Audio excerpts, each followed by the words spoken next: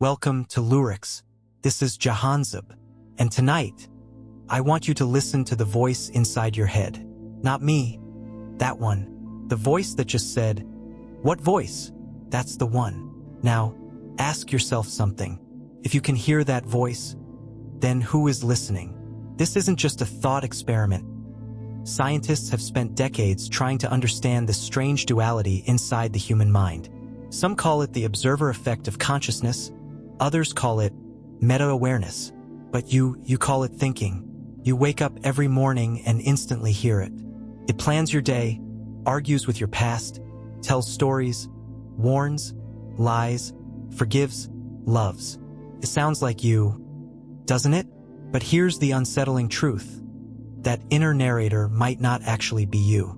According to neuroscientist Michael Gazzaniga, the brain's left hemisphere acts like an interpreter. When something happens, it tries to make sense of it, even if it has to invent a reason. This means your brain is constantly writing fiction about you. You are living inside a story your neurons are narrating moment by moment. Your thoughts feel real because your brain simulates reality before it happens. MRI scans show that when you imagine doing something, the same brain areas light up as if you actually did it. So when that inner voice says, "Don't touch that, it's hot," your mind creates the heat before you ever feel it. It's not predicting reality, it's creating it internally. So here's the question. If everything you experience starts in your brain first, then where does reality truly begin? In the 1980s, Benjamin Libet ran a chilling experiment. He asked people to move their hand whenever they wanted and measured brain activity. The result? The brain decided to move almost half a second before the person felt like they made a choice. Think about that. Your mind acts before you know it. Free will, that sacred human treasure, might just be post-production commentary. So, if your thoughts come after your actions, is that voice inside your head really in control? Psychologists believe that inner speech evolved around 70,000 years ago, when early humans developed the ability to simulate outcomes without acting. It was survival through imagination. Your inner dialogue was once a weapon, a tool to plan, avoid danger, and predict betrayal. But today it's something else. Criticizes, doubts, narrates, and dreams. That inner monologue, the constant whisper, is not your consciousness. It's your model of the world, trying to keep you alive. And here's the comment question for you. If your inner voice disappeared right now, would you still be you? Now imagine that same inner voice turning hostile, telling you, "You're not good enough." That's not fiction. In conditions like schizophrenia, the brain loses the ability to tag which thoughts belong to the self. The inner narrator detaches and starts speaking as someone else. But even healthy people, scientists say, hear over 4,000 words a minute in their internal dialogue. You live in a constant conversation with yourself, a storm of voices, judgments, and memories. So when does self-awareness become self-illusion? Here's something you'll never unhear. Your brain doesn't know the difference between memory, imagination, and perception. It renders them using the same neural circuitry. This is why, when you recall a memory vividly, it feels like you're there again. And when you imagine a conversation that never happened, it still sounds real. So maybe your entire sense of you is just the most convincing hallucination you'll ever experience. In neuroscience, there's a theory called predictive processing. It says your brain isn't reacting to the world, it's predicting it. Your senses don't tell you what's out there. They only correct your brain's guesses. So when you see, hear, or feel something, you're experiencing your brain's best simulation of reality, not reality itself. That means even your inner voice, the one you're hearing right now, is part of that simulation. Your brain is not a receiver of the world. It's a world builder. Let me ask you something. When you look in a mirror, do you see yourself or your brain's interpretation of who you are? Studies show that it takes 80 milliseconds for your brain to process visual data. So the you see in the mirror is actually your past self, a memory delayed by fractions of a second. You have never truly seen yourself in real time. You are always looking at who you were, not who you are.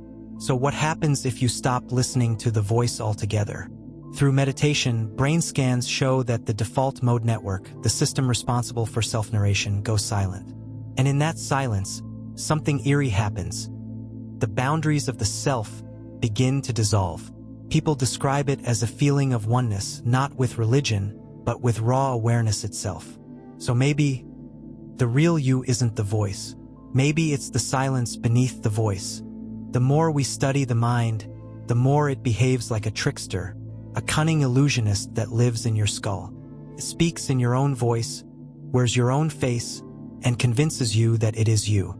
Yet when neuroscientists scan the brain during moments of self-reflection, they find something unnerving. Your sense of identity activates in multiple scattered regions, not a single self-center. There is no solid you, only millions of neurons exchanging electrical signals, stitching together a temporary illusion of continuity. Think of it like this: you're not a person watching a movie, you are the movie. Every second, your brain edits frames of sound, sight, touch, and memory, blending them so seamlessly you forget you're in the theater. And when that voice in your head narrates your story, it's not showing you reality. It's just keeping you entertained. But here's the question. If your brain is a storyteller, then who's the audience? Every night, your mind builds an entire universe, with sound, logic, emotion, and physics, out of nothing. It creates characters who argue, landscapes that shift, and even pain that feels real. You wake up sweating from a nightmare, your heart racing as if you actually ran. Yet none of it ever happened. Now imagine this: what if waking life isn't much different? What if your brain uses the same dream-building machinery to construct your waking world, only with more stable rules? Neuroscientists at Harvard found that the same brain regions that generate dream imagery are active during imagination and memory recall, meaning your sense of the outside world is always filtered through the same internal architecture that makes dreams possible. So what if life is a lucid dream we just never learn to wake from? There's a theory in psychology called dual processing System 1 and System 2. System 1 is fast, emotional, intuitive, it reacts before you think. System 2 is slow, logical, reflective. It explains why you did what you already decided to do. That means the voice in your head isn't the decision maker. It's the press secretary of your subconscious. You act first, then your brain invents a story to justify it. Think about the last time you got angry, jealous, or defensive. The emotion came first, the justification came later. The narrator in your mind was late to the scene, but desperate to sound in control. So when you hear that inner commentary, "I shouldn't have said that," "I need to do better," "I know what's right," realize that's not your consciousness thinking. That's your brain explaining the past to preserve your illusion of control. The question is, if the narrator doesn't decide, then who does? Psychologist Daniel Wegner once proposed something haunting: the illusion of conscious will. His research showed that the feeling of "I chose this" is not proof of choice itself. It's just the brain's best guess at why something happened. You believe you decided to raise your hand, but neural data suggests your body began moving before you knew it. You believe you decided to fall in love, but chemistry and attachment circuits had already chosen for you. So the inner voice, that confident narrator, is less of a leader and more of a late journalist reporting on events that already occurred. And yet, it sounds so certain, doesn't it? That's because your brain's primary goal isn't truth, it's coherence. It would rather invent a lie that makes sense than face chaos that doesn't. Maybe that's why we fear silence, because silence threatens the narrative. Close your eyes. Try for 10 seconds not to think. Try to silence that inner voice. You can't. You can only replace one thought with another. That's because the brain's default mode network, DMN, the area responsible for mind wandering and self-talk, never shuts off. It's been active since childhood, whispering reminders of who you are, what you fear, and what you want. In meditation research, monks who spent decades training their minds show reduced DMN activity and describe something profound: a feeling of no self, awareness without boundaries, a state where thoughts arise and vanish like clouds in the wind. Science calls it transient hypofrontality. Mystics call it awakening. But both describe the same thing: the moment the voice stops talking and something deeper begins listening. So ask yourself, if silence reveals peace, then why are we addicted to noise? The inner voice isn't just words. It's emotion disguised as language.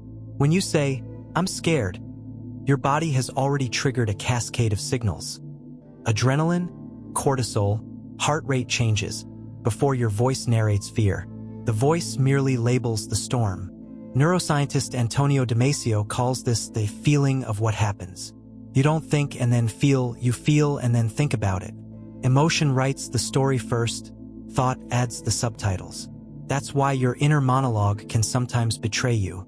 It can rationalize pain, justify cruelty, or explain love as logic, but all it's really doing is narrating what your biology already decided to experience. So maybe the question isn't why do I feel this way? Maybe it's why does my brain need to explain my feelings at all? Now imagine your mind has been lying to you since the moment you could speak. It tells you that you're in control, that you're separate, that you're consistent, when, in truth, you are 1,000 selves stitched together by memory. Every time you recall a memory, you don't replay it. You recreate it, editing details, changing tone, altering emotion. Your voice keeps rewriting your autobiography to protect your sense of identity. That's why eyewitnesses are unreliable, why nostalgia feels warm, why trauma feels timeless, because your mind doesn't record reality. It records narratives.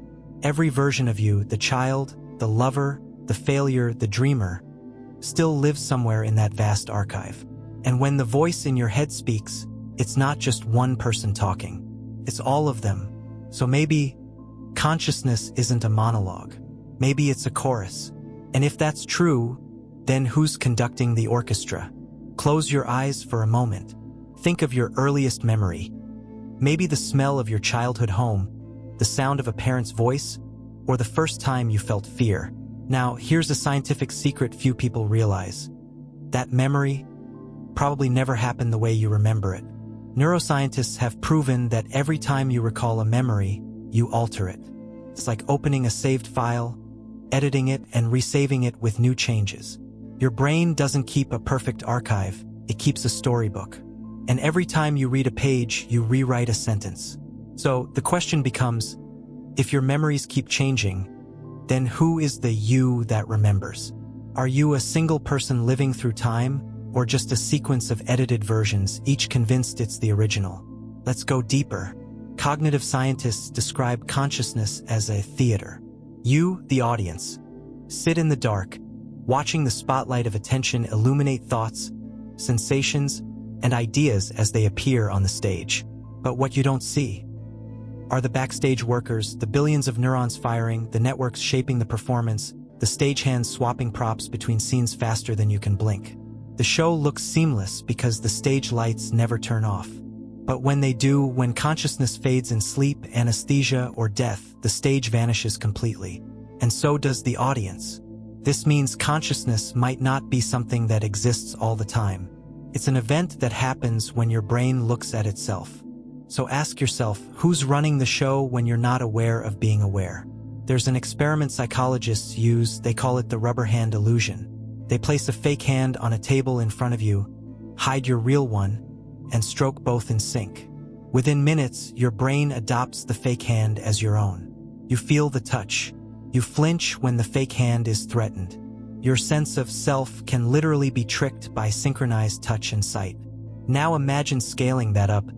What if everything you see, touch, and hear is just your brain's version of the rubber hand? A perfectly timed illusion convincing you that this body is you and this world is real. Could it be that consciousness isn't living inside a body at all, but merely believing it does? If you still think your senses tell you the truth, consider this. You don't see the world as it is, you see it as it's useful to you. Donald Hoffman, a cognitive scientist from UC Irvine, calls this the interface theory of perception. He argues that evolution didn't design our senses to see reality. It designed them to hide it. Just like your phone's icons hide the complex code underneath, your brain gives you a simplified interface, color, shape, sound, taste, so you can survive, not so you can understand truth. So maybe your perception isn't a window to reality. It's a desktop screen, and you are just the cursor moving across it, believing the icons are real objects. Here's where it gets eerie. Every voice in your mind, every word, image, memory, appears to someone. But who's that observer? You can't see it, you can't describe it, yet you know it's there. It's the silent listener behind every word, the presence that hears your thoughts without speaking back. Some scientists call this the meta-self, others call it pure awareness. A part of you that doesn't think, feel, or judge, but simply watches. And if that's true, then maybe you, the talker, the thinker, the feeler, are just waves on the surface. And the real consciousness is the deep, still ocean beneath. So, who are you when you stop thinking? Now imagine your mind as an algorithm. Millions of data points, memories, emotions, learned patterns, feeding into a system that predicts your next thought before you even have it. That's not science fiction. AI researchers studying human cognition have discovered parallels between deep neural networks and how the brain encodes decisions.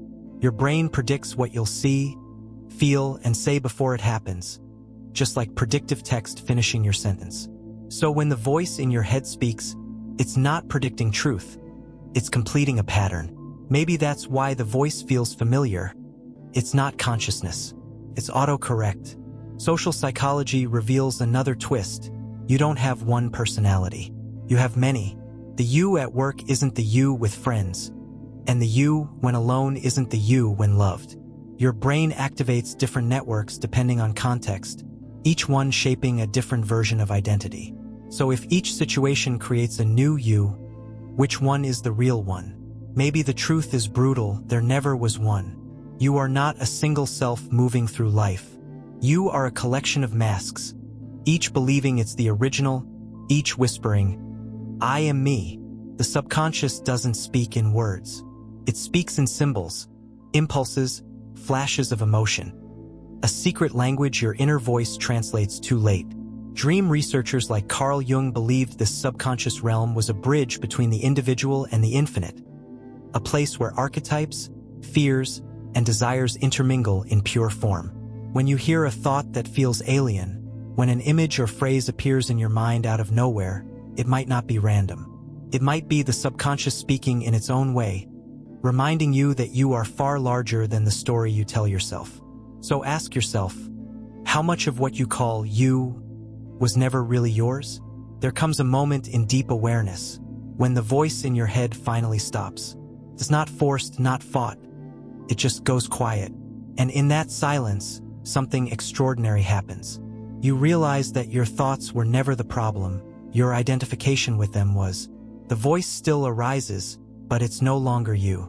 It's just another sound in the world, like wind, or rain, or footsteps. And in that moment, the illusion shatters. You see the space between the voice and the listener, and you realize that you were never the voice. You were the silence that heard it all along. So now, as this voice, my voice, begins to fade, I'll leave you with one final thought.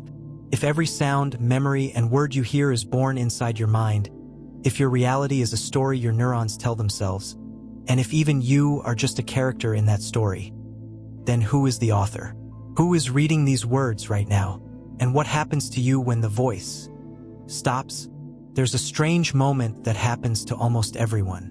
You're walking somewhere, maybe on a quiet street at night or standing in the shower, and suddenly a question slides through your mind. What am I doing? How did I get here? For a heartbeat, everything feels unfamiliar. The walls, the air, even your own hands. And then, as quickly as it came, the feeling fades like a glitch resetting. You call it zoning out. But philosophers and neuroscientists call it a rupture in self-perception.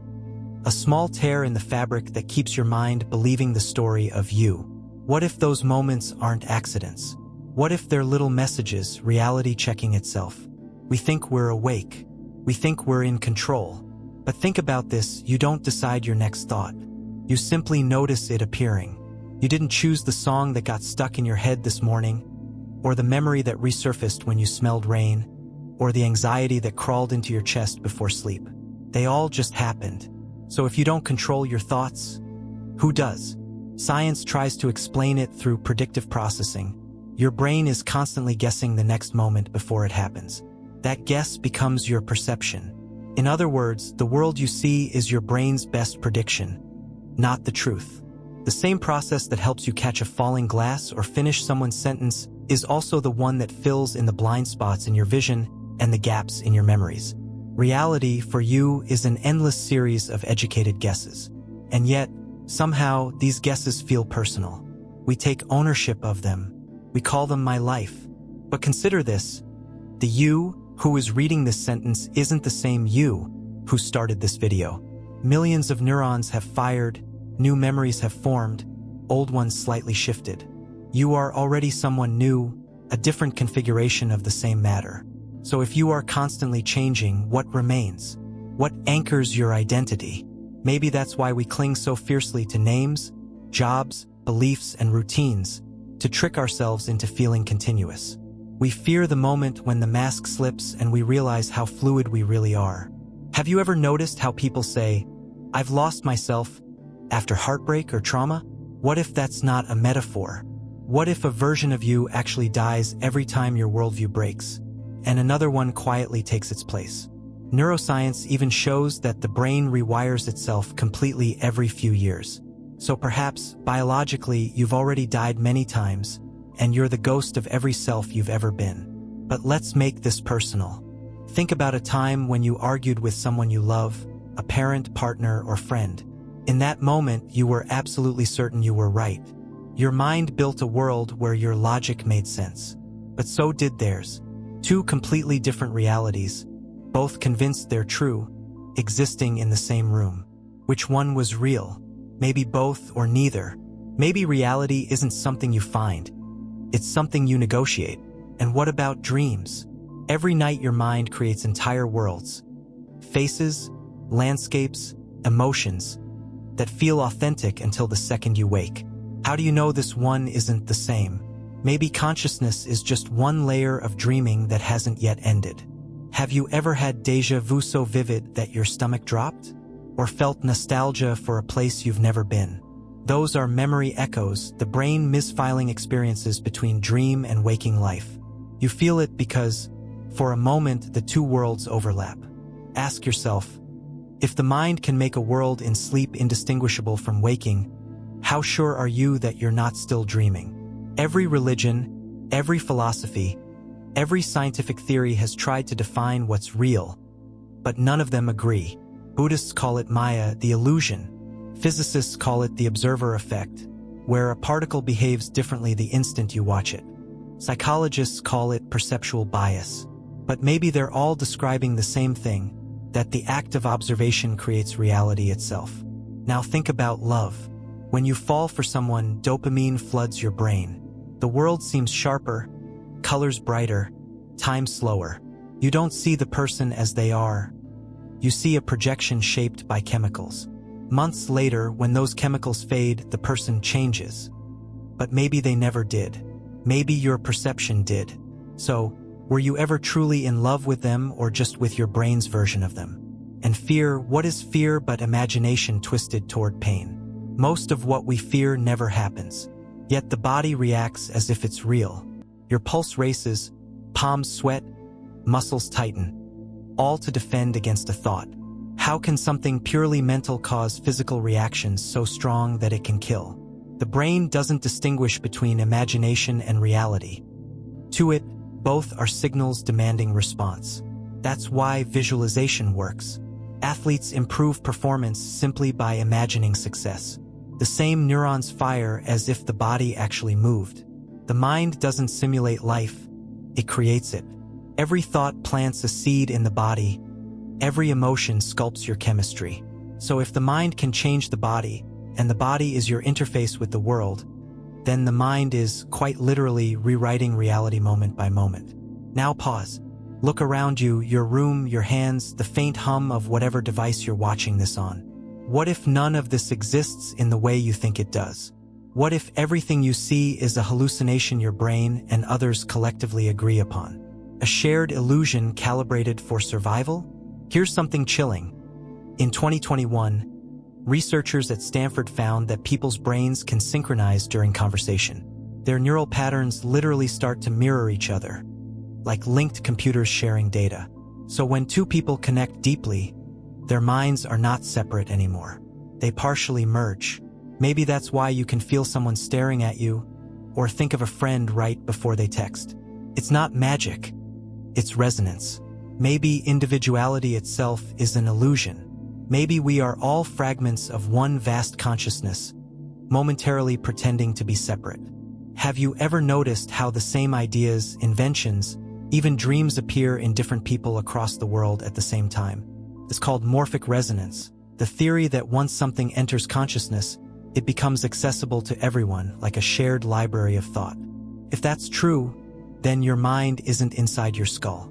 It's part of something much bigger, a field that remembers, forgets, and dreams through you. So what happens when you die? Neuroscience says your brain shuts down, yet near-death experiences describe something else. Tunnels of light, timeless awareness, peace beyond measure. Could it be that consciousness doesn't depend on the brain, but the brain depends on consciousness, like a radio turning signals into sound? When the radio breaks, the signal remains. Imagine for a moment that this is true. Every thought you've ever had, every love, every loss, not erased, but stored in the same infinite field that birthed you. When you close your eyes for the last time, maybe you don't vanish. Maybe you wake up. But if that's the case, then right now, which state are you in? Dreaming or awake? And here's the question I'll leave hanging in your mind tonight. One that no philosopher, scientist, or mystic has ever answered completely. If your thoughts shape the world you see, and your perception changes every moment, and your self dissolves every few years, then what exactly is living your life right now? Is it you, or is it the universe pretending to be you, just so it can watch itself think? You've been listening to Jahanzaib. Welcome back to Lurix, where we don't just question what's out there. We question the one who's asking. Thanks for your cooperation, and tell me in comment section from where and what is time there you are watching my video.